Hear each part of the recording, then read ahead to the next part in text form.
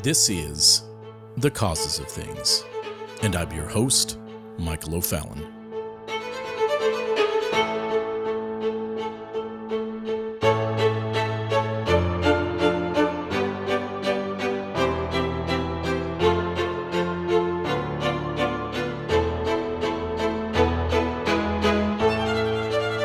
It is July 1st, 2020. The world is being coerced, violently shoved, and manipulated into an exponential revolution that is specifically targeted to deconstructing our current systems. And the reason for all of this massive, all-encompassing deconstruction is because those that wish to force their totalitarian, intrusive, manipulative, mind-controlling, liberty-stealing, constitution-ending, faith system transforming, nation destroying systems is that the deconstructionists are trying to convince you that our old system has led to unsustainable challenges and problems, such as problems with inequality, a lack of diversity, and the meritocratic system as opposed to an equity-based system that they think that we need today. They wish to convince you that we need a new beginning, a great reset on everything in our society and personal lives. And for many years, they have been creating alternative systems right underneath your nose that have no resemblance to our current systems. You know, the ones that you have taken an oath to, the ones that you have voted upon. To replace, without your knowledge or without your input, what would be a democratic process of change based on our current systems to safeguard our current way of life, by creating a crisis where there is none, or by problematizing, criticizing, using critical theories, methodologies in every aspect of our lives, such as education, medicine, faith, transportation, science, math, sexuality, family structures, communities, everything. They are here to change everything without your vote, without your consent, and without discussion. Let's just bypass all that Congress and legislature and president thing. The monsters, which to name a few are folks like Klaus Schwab, Al Gore, Christine Lagarde, Jack Ma, Mark Carney, Saidia Saeed, Eric Schmidt, and many, many others, are playing a game of systemic change. But you didn't know it. You thought you'd have an opportunity to vote on something like this. You see, in their eyes, you are simply chess pieces. You are avatars. You are the deplorable ants that need to be directed and controlled to usher in new systems. Strange systems. You see, in their eyes, our old systems, those that have safeguarded life, liberty, and the pursuit of happiness, those systems that safeguard individual rights, those systems that safeguard the autonomous concept of a democratic republic, where the voice of the one in harmony with the voice of the many in a republican form of government that respects the sovereign will of the people. You see, that is the old system. Because, average people are stupid. The intelligentsia, which really are the monsters, know so much more than you, and they have the new system that is ready to be implemented. Now, mind you, the new system is going to make sure that you stay at a certain level, but the monsters, the intelligentsia, they will succeed. They just have to push the system in with or without your permission, deceiving you and manipulating the entire world along the way, destroying our economy along the way.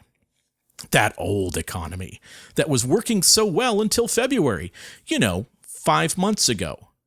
Just trash that old thing and all of your old dreams and old plans. That of yours, the dreams of yours, and the dreams of your children, and the dreams of your friends. Destroy it all. Deconstruct it all. Deconstruct it and criticize it down to the bone. And replace it with what you have been planning for years. The new system. A system that doesn't give two hoots about what your opinion is. See, because you're a bigot, a fascist, a filthy capitalist who only seeks the good of yourself and the good for those who are close to you. And even though the new system that is coming will prohibit your children from having a natural biological family, as you have had, well, that's just the price of progress. In the new system. In the Great Reset. You see, the average person in Nebraska, Florida, Arizona, New York, or Georgia is just not capable of thinking on the same wavelength as the new intelligentsia that has much better ideas than you do about how to run your life and about how to run your state, about how to run your nation, about how to run your world. And certainly knows much better than you do about how to plan your future and the future of your children from here on. And this is already fully laid out. It has been for years. It is hiding in plain sight. It's just that no one is referring to it, or that everyone still thinks that this is a Democrat versus Republican issue. It isn't. There's plenty of Democrats and Republicans that are fully aware of what's happening. There are even those that are very close to the president that know exactly what's going on, and as a matter of fact, they're involved in pushing it. But those categories won't even exist in a few years, Republican or Democrat, if the trans-civilizationists get their way.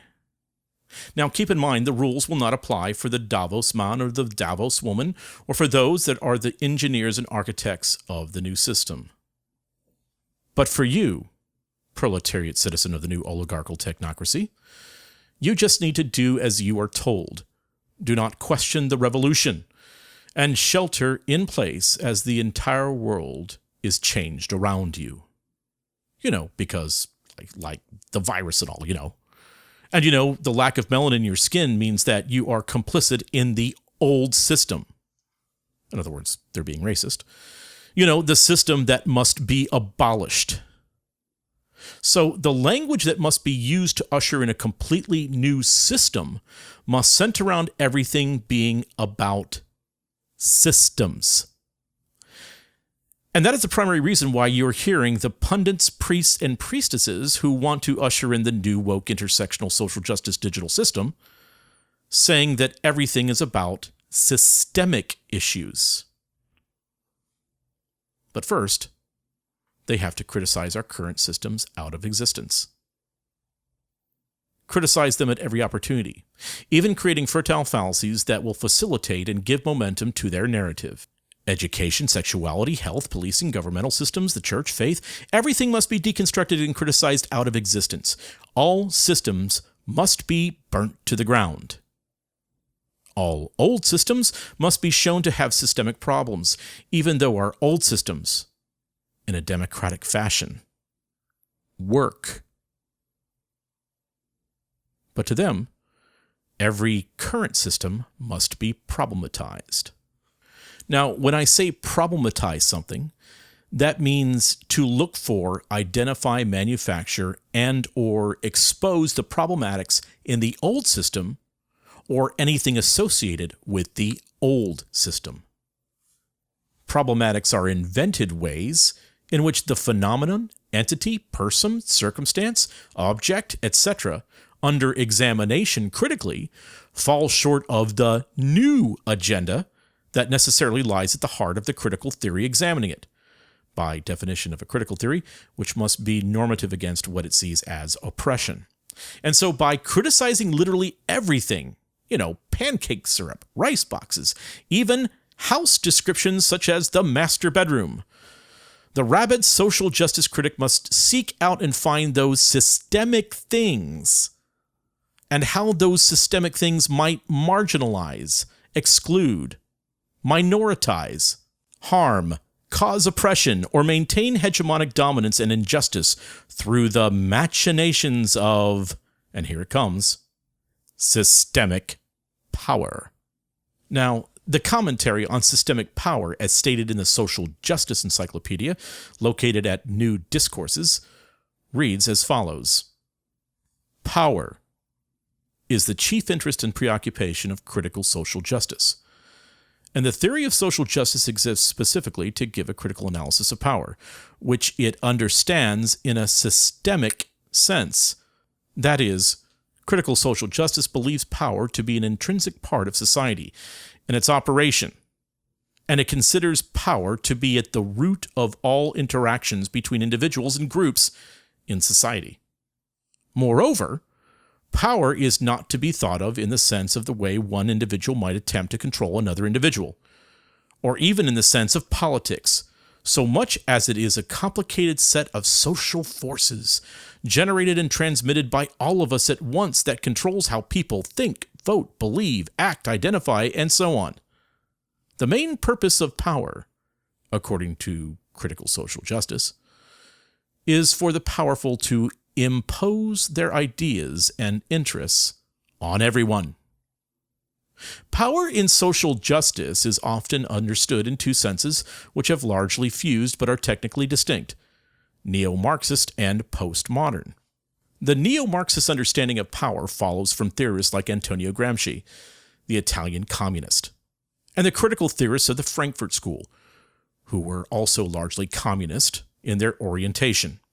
These generally believed that liberal society itself had somehow cheated us of the predicted communist revolution, and sought to find out why and how, and to do something about it if they could. They concluded that the Marxist analysis of power as deriving primarily from economic forces was not correct, and that social forces and social conditioning were much more influential.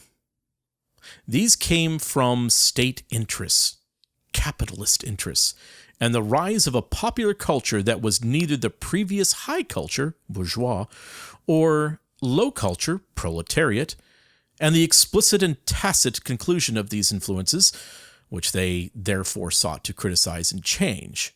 Thus, they advocated combining Freudian psychoanalysis into Marxian thought to find an answer to why so many everyday people supported fascism.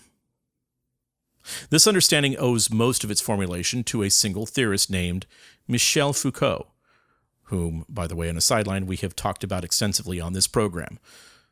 Michel Foucault, who presented the novel belief that power and knowledge are two aspects of the same phenomenon, which he called power-knowledge. Foucault was also particularly interested in the way the reputation of the knowledge-producing power of science was able to be used, often inaccurately and unjustly, which he referred to as biopower. Finally, Foucault was instrumental in developing the idea that power, indeed hegemony, just as described by Gramsci decades prior, works through society as it works through everybody, like a grid, in terms of how it defines people and groups as legitimate knowers, thus people with access to influence and power. This he saw as mediated through discourses, and on a side note again, and hence why Dr. Lindsay's new work is called New Discourses. And discourses are how we speak about things and understand ideas to be legitimate or not.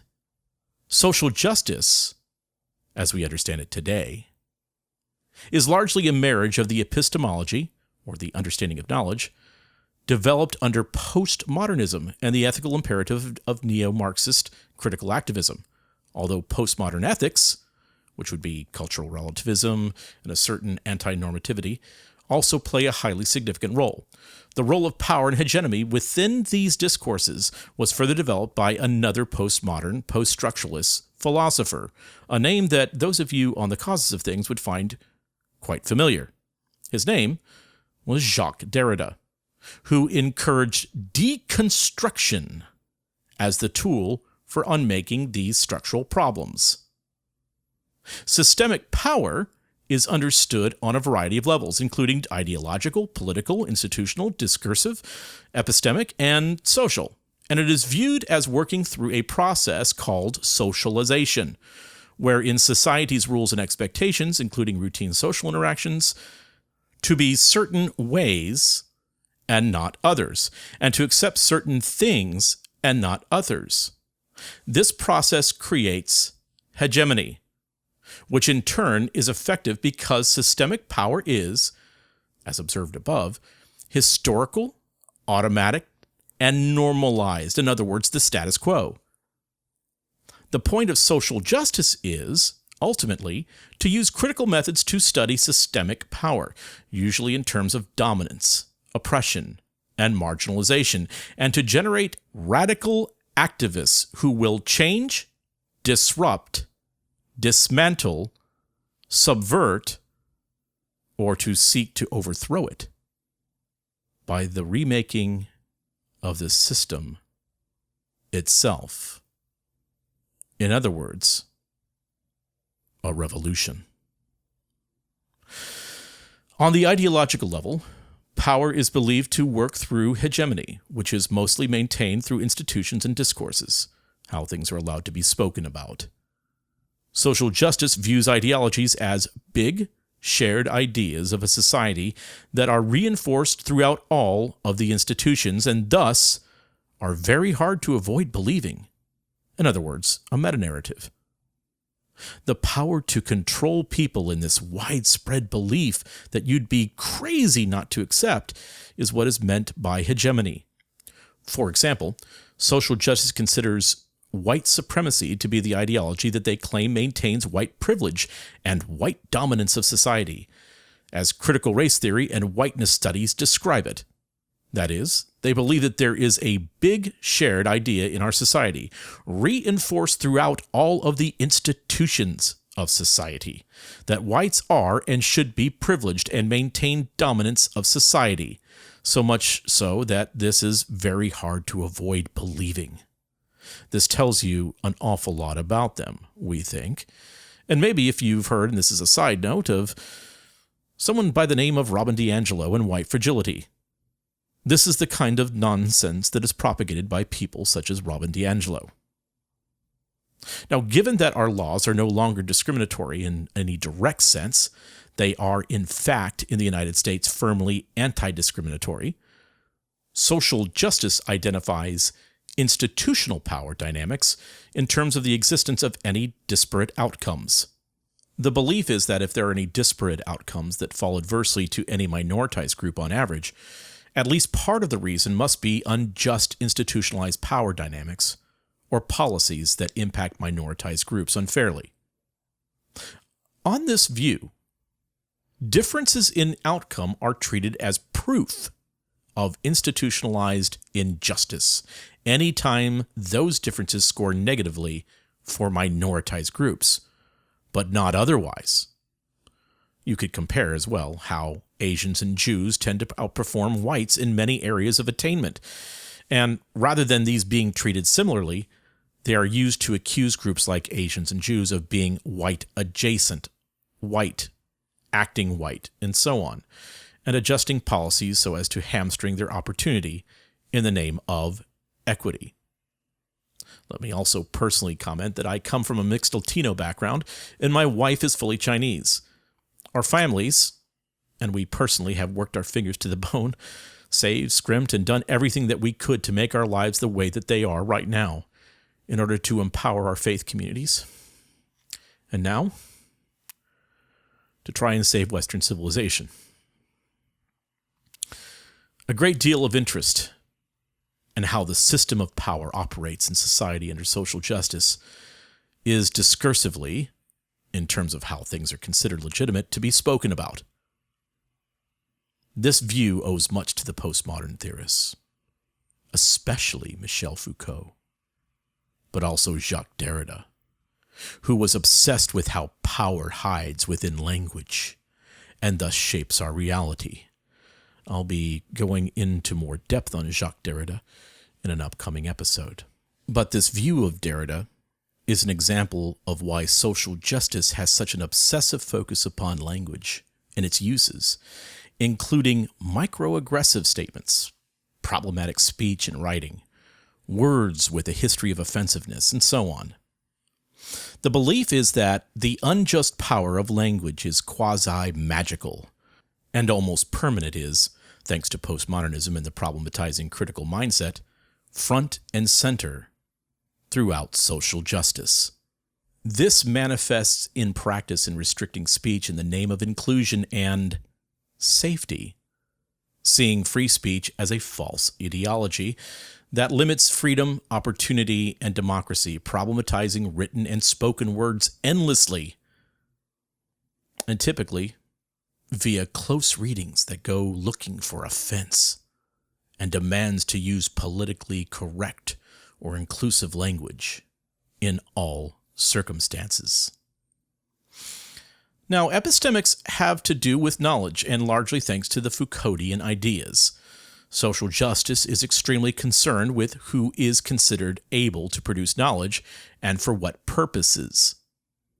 The belief is that knowledge is nothing more than a cultural artifact, one that automatically carries the biases of the group of people or culture that produced it, including their natural self-interest to maintain any power and privilege they have. This results in multiple knowledges that cannot be judged as any one being better than the other. You might also want to see cultural relativism, God's eye view, position, and standpoint epistemology that we have discussed thoroughly, especially in episodes 1 and 2 of the Trojan Horse videos. Now, this idea that multiple knowledges cannot be judged as being better than one another is dependent upon the set of cultural assumptions that went into making it, including the desire to perpetuate one's own dominance and privilege, which one is likely to be unaware of, even if not self-interested. A great deal of contemporary social justice theory is therefore directly concerned with theorizing knowledges, in the plural. Concepts in this domain include cynical ideas like privilege-preserving epistemic pushback, active ignorance, willful ignorance, and pernicious ignorance, all of which are ways that people who belong to dominant groups allegedly resist learning more about oppression. Further concepts like white fragility and white complicity have been devised and deployed to explain further why members of privileged groups might reject critical methods and their rather uncomely accusations.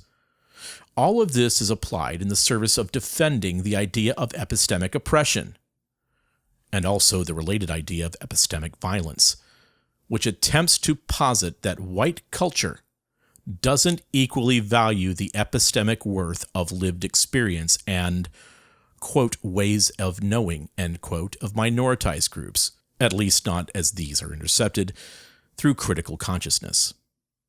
Theory explains that this rejection isn't a rejection of theory due to its lack of merits, but follows instead because of a pituitive endorsement of underlying systemic racism, sexism, or other bigotry that white people don't want to engage with.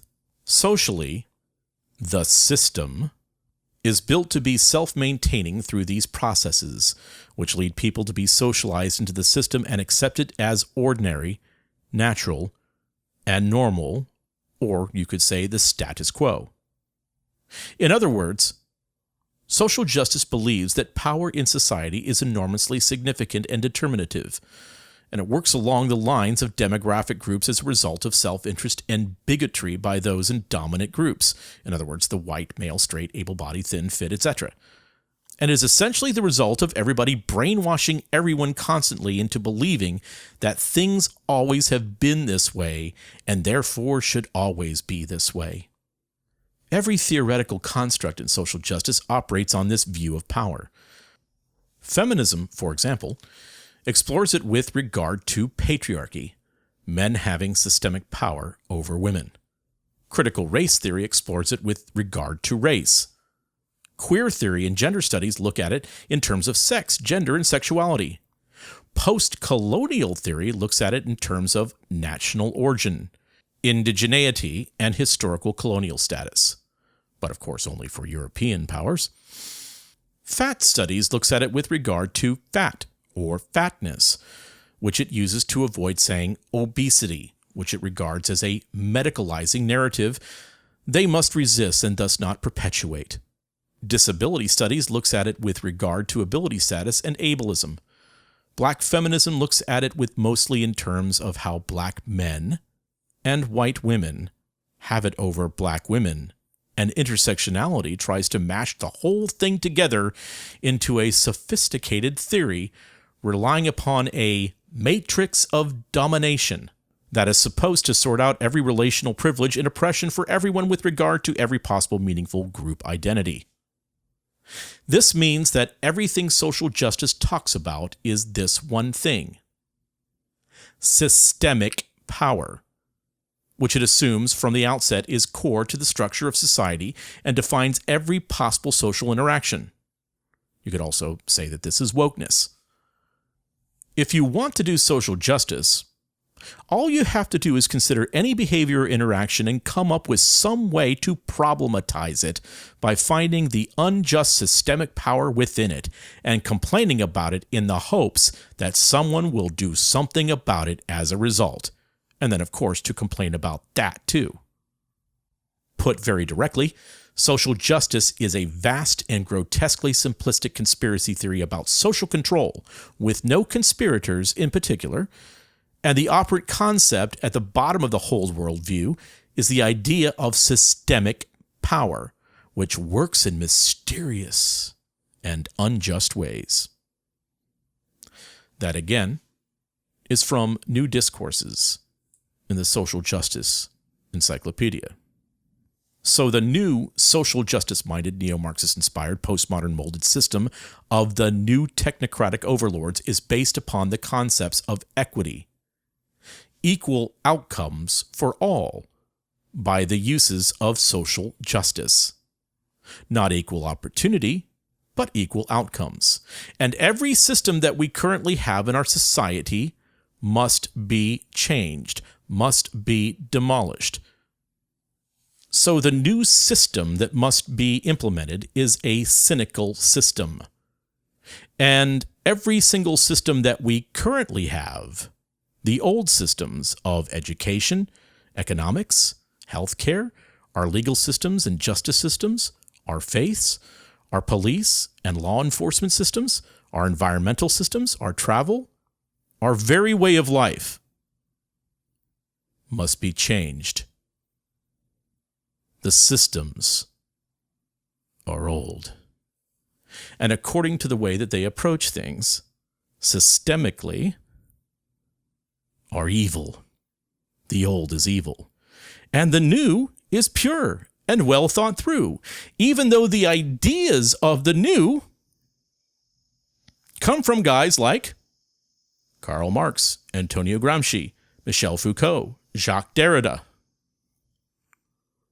You might want to look some of those names up.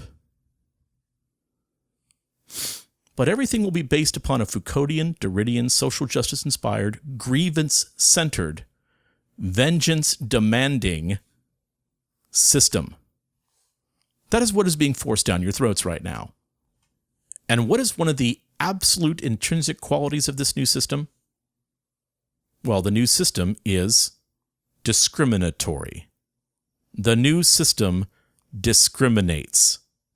That is what intersectionality, our new framework system for nearly everything, faith, justice, health, politics, the economy, does. It discriminates. And as the great African-American scholar Thomas Sowell has stated, a society that puts equality in the sense of equality of outcome ahead of freedom will end up with neither equality nor freedom.